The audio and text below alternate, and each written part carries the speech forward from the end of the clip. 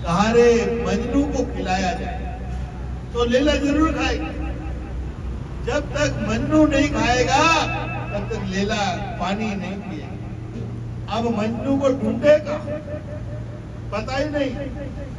तब राजा ने अनाउंस करवा दिया कि जितनी शहर में मिठाइयां की दुकानें है ना, उन सभी दुकानदारों को कह दो कि मजनू जब भी आए तो आप उसको मिठाई खिलाओ, खूब जो खाए सो खिलाओ। अनाउंस करवा दिया, घोषणा करवा दी। अब खानिया भगवानिया कई बैठे थे, अनाउंस सुनियो, अरे मौज आएगी, बनना तो मजनू ही जाएगी। मजनू ने जरा कपड़ा पहन लिया फाटा टूटा और मिठाई दुकान पर जाने कहे लाओ लाओ मिठाई लाओ। बोले कौन हो? कि मैं मजनू, जो इच्छा हो खाने लगे। अरे सप्ताह भर मिल गयो, लाखों करोड़ों में मिल गयो राजा के पास। अब कोई वीरबल जेड़ो मंत्री हो पूछियो, अरे भाई और लैला मजनू जो था एक सप्ताह पर इतनी मिठाई खाएगा? बोले महाराज मजनू ने तो अभी एक दाना भी नहीं खाया है। बोले क्या प्रमाण तुम्हारे पास? बोले क्योंकि हमारी लैला ने अभी पानी भी नहीं पिया है। जिस दिन मजनू खाएगा उस दिन लैला अपने आप खा लेगी, यही प्रमाण है। तो बोले ये किसने खाया है सब?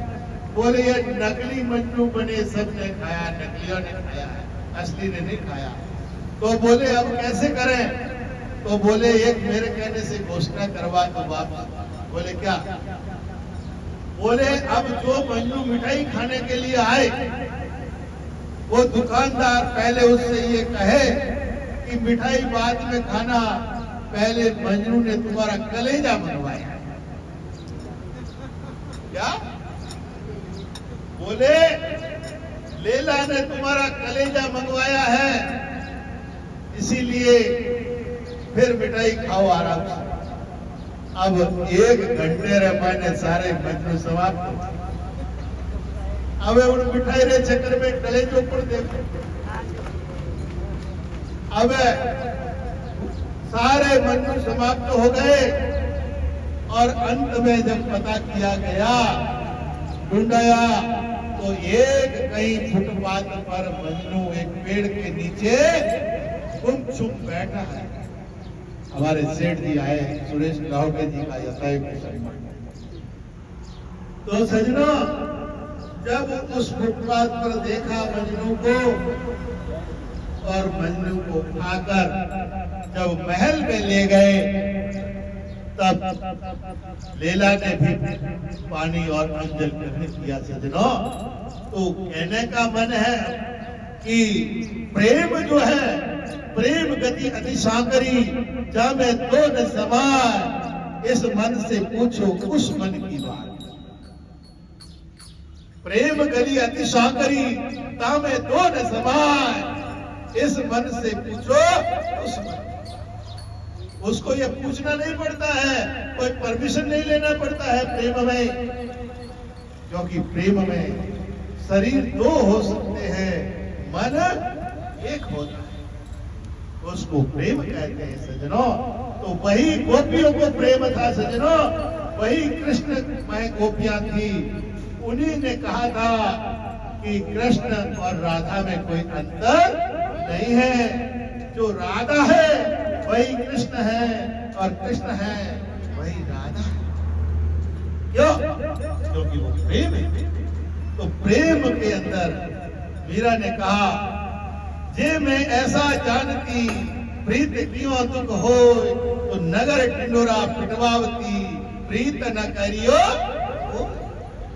ये प्रीत करना बहुत ही गहन है, परंतु प्रीत हो जब, प्रीत नहीं है केवल बनावटी है तो कुछ भी नहीं होता। तो इसी तरह वो ब्रह्म जो है, वो ईश्वर जो है, वो राम जो है, वो जो कृष्ण है, वो केवल बनावटी राम के पुजारी हैं या बनावटी है भगवान के पुजारी, तो वो प्रेम नहीं, दिखावा है।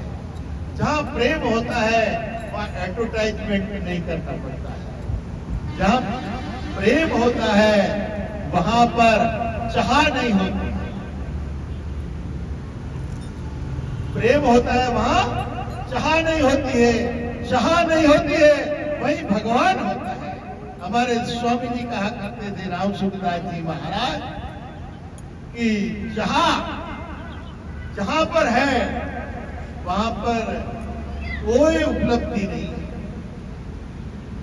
इसीलिए कहा, जहां गई चिंता गई, मन वो बेपरवाह, जिनको कुछ न चाहिए वह शहंशाहों के शहंशाह। जब तक चाह है हमारे अंदर तब तक हम गरीब हैं। इसीलिए कहा, चाह चमारी चुहूरी, चाह चमारी चुहूरी, सब नीचन की नीच, मैं तो पूरा ब्रह्म था, जो चाह न होती नीच। तो ये जो चाह हमारे बीच में जब से आ गई, तब से प्रेम खत्म हो गया। और जब से प्रेम खत्म हो गया तो अपना अस्तित्व भी खत्म हो गया। फिर हमें अहंकार आ गया। मैं संत हूं, गुरु हूं, महात्मा हूं, पंडित हूं, मैं कलाकार हूं, मैं सेठ हूं, मैं साहूकार हूं, मैं डॉक्टर हूं, मैं नेता हूं। ये अहंकार ही हमको नरक में, क्योंकि ये चाह है। हम नेता बने तो भी हमको चाह है कि हमारा सबसे ऊंचा पद मिले, हम मोदी जी बन जाए चाहे देश, और फिर देशों के ऊपर राज करने लग जाए। डॉक्टर बने तो कि हम बहुत बड़े डॉक्टर बन जाए, ऐसे कलेक्टर भी बन जाए, मुख्यमंत्री बन जाए। पर जो जो आगे आगे चाह बढ़ती जाती है और चाह सबको नीचे गिराती है। और हमारे अंदर जो चाह है ना, वो चाह हमको जूतों की जगह बिठा देती है, नरक में ले जाती है। और चाह हमको क्या क्या बना देती है, कहां ले जाती है, कहां रुलाती है, और कहां हमको भटकाती है।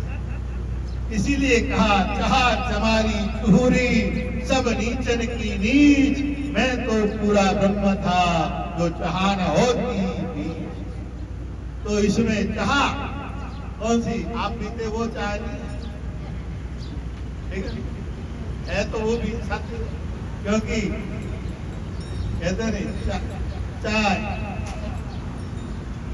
चाय रा कप बाजना लागे नहीं शुरू, जो ढोकरा मन हिलन ढुलन जा ना पीवनारा वास्ते कप प्लेट जो बाजे उन टाइम रे मैंने चाय आवे कहते कोप गड़बड़िया डोकिया गड़बड़िया। तो इसीलिए आज जो इच्छा है ना, तो ते चाह नहीं छोड़ सको तो तुम ये संसार रख लोग के बाप जी इच्छा छूटे। अरे बाप जी का इच्छा छूटे, अरे लोगों ने तो घर छूट गया, गांव छूट गया, देश छूट गया, इच्छा रहना। भर्तरी जैसे राजा, गोपीचंद जैसे राजा, उन चाह नहीं तो महलों का त्याग किया।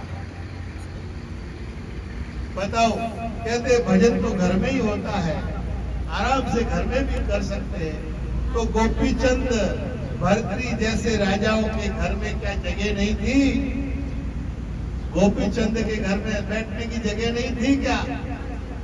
सब जगह थी, परंतु घर के अंदर शुभ कर्म करना तो बहुत अच्छी बात है और शुभ कर्म करते रहे, परंतु तत्वज्ञानी महापुरुष के दर्शन हो जाए, ब्रह्म ज्ञानी महापुरुष के दर्शन हो जाए, जैसे हमारे शुक्र राम सुखदास जी महाराज जैसे हमारे ब्रह्मलिंग स्वामी अलखानंद जी जैसे महापुरुष, जो आपको तत्व से जगा दे, आपके स्वरूप में जगा दे।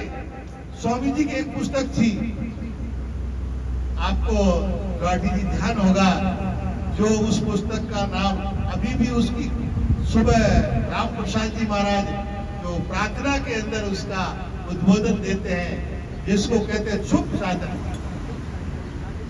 शुभ साधन जो है वो अक्रिय दर्शन है, उसमें अक्रिय ब्रह्म, उसमें अक्रिय दर्शन, उसमें अक्रिय परमात्मा के स्वरूप का साक्षात्कार करना।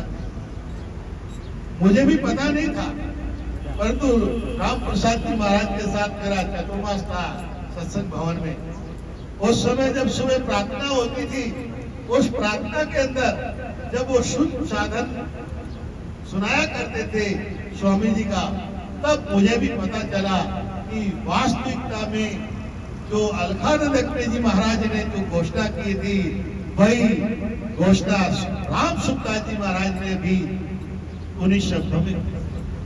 तो ये अक्रिय शब्द जो है, ये किसी का पर्सनल पैदा किया हुआ नहीं है, ये वेदांत का शब्द है, ये गीता का शब्द है, ये उपनिषदों के शब्द है। और ये ज्ञान जिसको हो गया, उसको घर छोड़ने की जरूरत नहीं है, परिवार छोड़ने की जरूरत नहीं है, उसको कुछ भी त्यागने की जरूरत नहीं है। केवल अपने आप को मैं डॉक्टर, इंजीनियर, कलेक्टर, जवान, बूढ़ा, बच्चा, काली, गोरी, ये जो मानना अहंकार है, इस अहंकार का त्याग है। जैसे स्वामी जी महाराज ने कहा, देने वाला श्री राम, पाने वाला श्री राम। जब उनके भंडारों की सेवा आती थी तो किसी का नाम नहीं आता था, केवल इतना ही, पाने वाले श्री राम, देने वाले श्री राम ठाकुर। तो कहने का भाव है कि मैं जो नाम रूप का अहंकार है, नाम रूप का जो अहंकार है, यही हमको नरक में ले जाता है, यही हमको रुलाता है और यही हमको तड़पाता है। हमने नाम रूप चाहे किसी भगवान का रूप धारण कर लिया हो, या गुरु के स्वरूप का ध्यान किया हो, या किसी देवी देवताओं के भी ध्यान का किया हो, तो वो ध्यान आपके चित्त में आपको तरसाएगा, वो तड़पाएगा। चाहे बेटे का ध्यान हो, बेटी का हो, पति का हो, पुत्र का हो, भगवान का हो, गुरु का हो, वो ध्यान आपको थोड़ी देर बाद में छूट जाएगा। परंतु जब उस परम तत्व जो स्वामी जी ने कहा है, उस तत्व को जान लिया और उस स्वरूप को पहचान लिया, तो फिर कुछ भी आपके दिमाग में नहीं आएगा। बस फिर श्री राम पाने वाले और श्री राम देने वाले।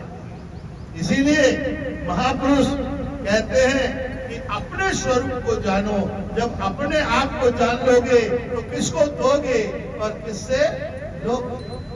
इसीलिए न कोई सुनने वाला है, न कोई सुनाने वाला है, न कोई समझाने वाला है, न कोई समझने वाला है, आप खुद ही खुद है। इसीलिए कहा एक संतों ने, हरि की लीला अपरंपार, हरि की लीला अपरंपार, हरि की लीला अपरंपार, हरि की लीला अपरंपार। बन गए आप अकेले सब कुछ नाम धरा संसार, बन गए आप अकेले सब कुछ नाम धरा संसार। हरि की लीला अपरंपार, हरि की लीला अपरंपार, हरि की लीला अपरंपार। अब उसके बाद में क्या कहते हैं? फिर कहते हैं, माता पिता गुरु स्वामी बनकर, माता पिता गुरु स्वामी बनकर, माता पिता गुरु स्वामी बनकर, खूब करे डांट फटकार। माता पिता गुरु स्वामी बनकर, खूब करे डांट फटकार। सुतदारा और सेवक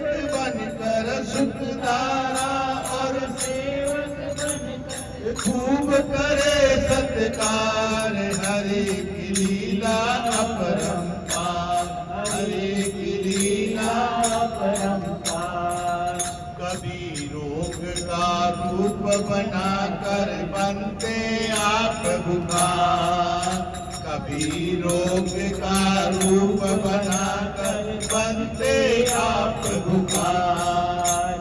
वेद बनकर दवा खिलाते, वेद बनकर दवा खिलाते, खूब करे उपचार, हरि की लीला अपरंपार, हरि की लीला अपरंपार। बन गए आप अकेले सब कुछ, बन गए आप अकेले सब कुछ, राम धरा संसार, हरि की लीला अपरंपार, हरि की लीला अपरंपार। क्या कहते हैं? मात पिता गुरु स्वामी बनकर खूब करे डांट फटकार। हर गलती को सुधारने के लिए हमको डांटते हैं, माता पिता बनकर, गुरु बनकर। आपने कभी माता पिता को भगवान जाना? माता पिता को भगवान नहीं जाना। मंदिर में भगवान बैठे हैं, पर घर में कोई भगवान नहीं। वहां जाएंगे, वहां मत्था रगड़ेंगे, नाक रगड़ेंगे, परंतु घर में जो साक्षात परमात्मा विराजमान है उनको नहीं पहचान। और माता पिता गुरु स्वामी बनकर खूब करे डांट फटकार। और कहते हैं सुत दारा, सुत यानी पुत्र, दारा ने स्त्री, और वेद सुत दारा स्त्री, और सेवक बनकर खूब करे सत्कार, सेवा करे घर में। कभी स्त्री को पत्नी को भगवान माना, कभी पति को भगवान माना, कभी बेटे को भगवान माना, अरे कभी नौकर को भगवान माना। अरे वो तो नौकर है, हाँ 2 कोटी का नौकर है। अरे ऐसे ऐसे घर पे होते हैं, मैंने देखा सेठ जी बचपन में एक बार मैं भी नौकरी करने गया था, 7 दिन की नौकरी किया, और उस 7 दिनों की नौकरी में हमने ऐसा देखा, वैसे भोजन मैं ही बना रहा था उनका, परंतु नौकरों के लिए आटा अलग, सेठों के लिए आटा अलग, अलग अलग आटे की रोटी। नौकरों के साथ में सेठ के बच्चे खेल नहीं सकते, परंतु ऐसा नहीं, वो भी परमात्मा है, वह भी ईश्वर है, सेवक है, वो परमात्मा स्वयं बनकर आए। तो इसलिए कहते हैं सुत दारा और सेवक बनकर खूब करे आपका सत्कार, आपके हर हाजिर में रहते हैं, वही परमात्मा है। फिर कभी बीमार पड़ जाते हो ना, तो कहते हैं बीमार कौन पड़ता, बीमारी कौन है? बीमारी भी वही है। कहते हैं कभी रोग का रूप बनाकर बनते आप बुखार, वेद बनकर दवा खिलाते खूब करे उपचार।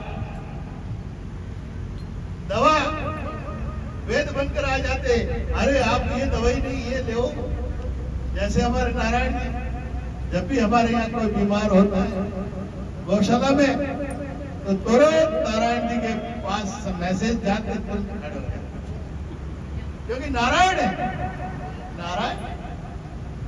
तो कहने का मतलब वही प्रभु नारायण है।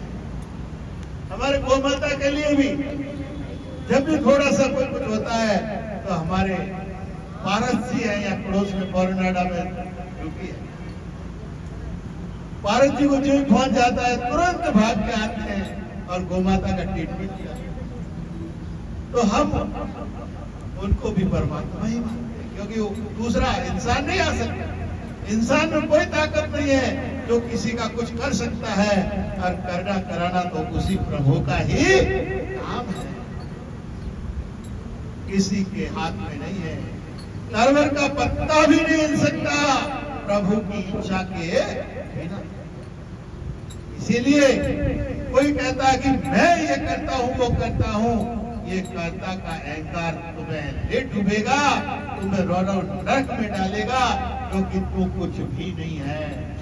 जो है वही है, और वही यत्र तत्र सर्वत्र विद्यमान है। उनको पहचान ले, वही बोल रहा है, वही सुन रहा है, वही देख रहा है, उसके अलावा कुछ भी नहीं। इसीलिए कहते वेद बनकर दवा खिलाते खूब करे उपचार। हरि की लीला बन गए आप अकेले, सब कुछ नाम धरा संसार। ये जितना भी आपको दृष्टिगोचर होता है, जितना भी आपकी आंख देख रही है, कान सुन रहे हैं और वाणी से बोल रहे हो, ये उसकी इच्छा ही है, उसके अन्यथा कुछ भी नहीं है। नहीं तो कुछ नहीं। जैसे मोबाइल की बैटरी डाउन हो गई, रिचार्ज हो गई, तो फिर कुछ होता है उसको।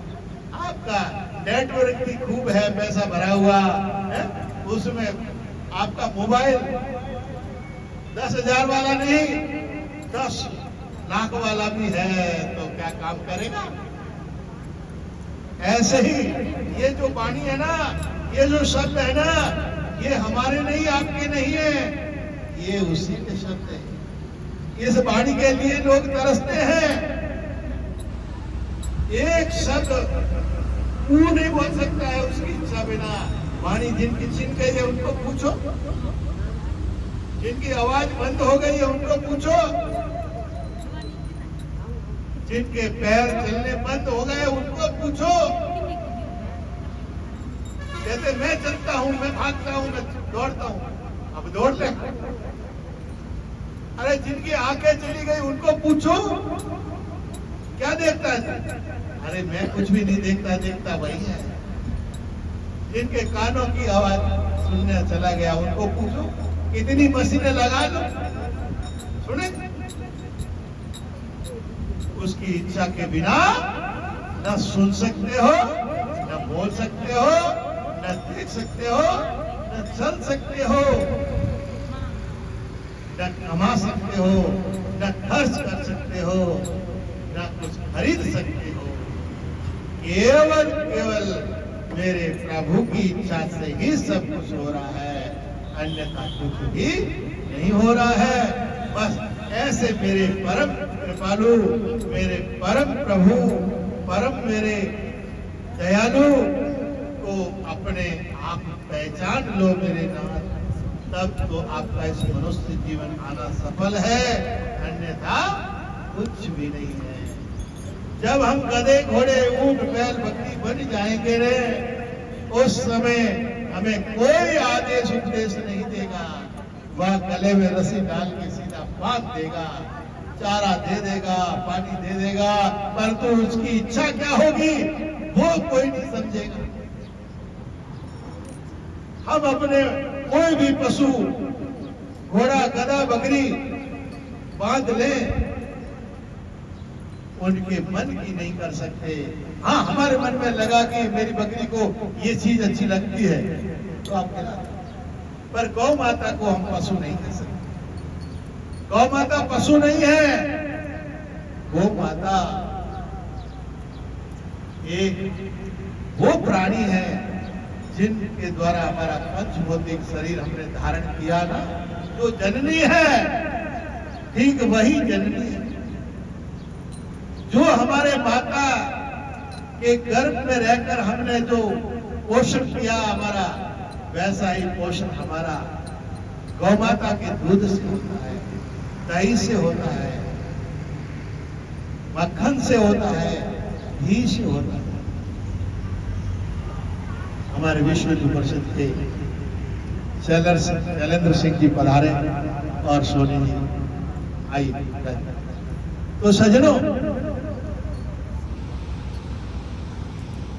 गौ माता जानवर नहीं है, गौ माता हमारी जान है, हमारी जान है, हमारा जीवन है और हमारा जीवन का लक्ष्य है। तो इसीलिए गौ माता को जब हम अपने घर में रखते हैं, उसकी भी हम पूरी भावनाएं नहीं समझ पाते हैं। हम अपनी मर्जी से उनको अच्छा चारा देंगे, पानी देंगे, गुड़ देंगे, परंतु उसको क्या चाहिए हमें भी समझने में बहुत समझ में नहीं आती। परंतु जननी जो है हमारी, उनके दूध में और उनके दूध में कोई गुणों का अंतर नहीं है। इसीलिए जैसे हमारा जन्म 9 महीने में हुआ मां की कोख में रहकर, ऐसे ही 9 महीने में वो भी अपने बच्चे को कोख में रखती है और जन्म। तो जो गुण हमारी गौ माता में है वही हमारी जननी में है। इसीलिए हमारी गाय और माय एक, गाय और माय को एक कहा गया है, अन्यथा किसी भी जानवर को माय शब्द नहीं आया है। जितने भी जानवर है, घोड़ा, गधा, ऊंट, हाथी, कुत्ता, बिल्ली, शेर, किसी के साथ में माय शब्द नहीं आया है। जैसे दुनिया के सैकड़ों देशों के अंदर में कोई माय शब्द नहीं आया है, केवल भारत माता के ही माय शब्द आया। इसी तरह गंगा में ही एक वो तत्व है, गुण है, जो पानी में विकार नहीं आता है। ऐसे ही गाय, माय और गंगा और गायत्री, ये चारों जो है ये हमारी संस्कृति है और ये संस्कृति से हमारा सनातन धर्म जुड़ा है। इसलिए सनातन और संस्कृति को मजबूत हमेशा रखना चाहिए और इसके लिए हमें एक ही काम करना है कि हम लोगों को अपने उस परम पिता परमात्मा को पहचानना। तो अब ज्यादा समय हो रहा होगा, क्योंकि कहा गया है भूखे भजन न होए गोपाला, ये लो अपनी कंठी। आइए हम एक भजन बोलने के साथ में समापन की ओर जाएंगे। हमारे परम गुरुदेव बोलते थे और आज हम उसी भजन को दोहराते हैं। गुरुदेव की निर्वाण दिवस पुण्यतिथि पर आई।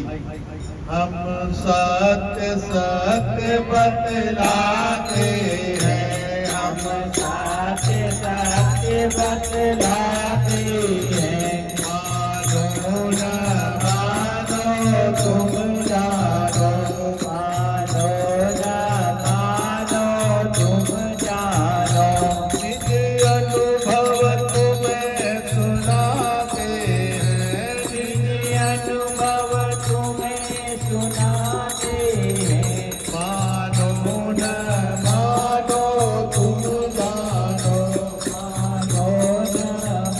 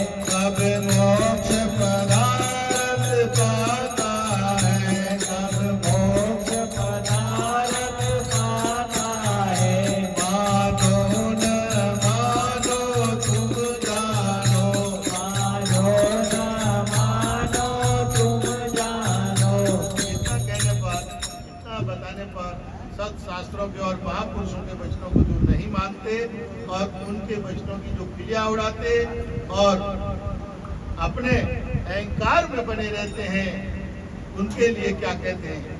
जब काल भेड़िया आवेगा, जब काल भेड़िया आवेगा, जब काल भेड़िया आवेगा, जब काल भेड़िया आवेगा, तेरा कान पकड़ ले जावेगा, तेरा कान पकड़ ले जावेगा, तेरा कान पकड़ ले जावेगा, तेरा कान पकड़ ले जावेगा, अवधूत बड़ा रे जावेगा, अवधूत खड़ा रह जाएगा।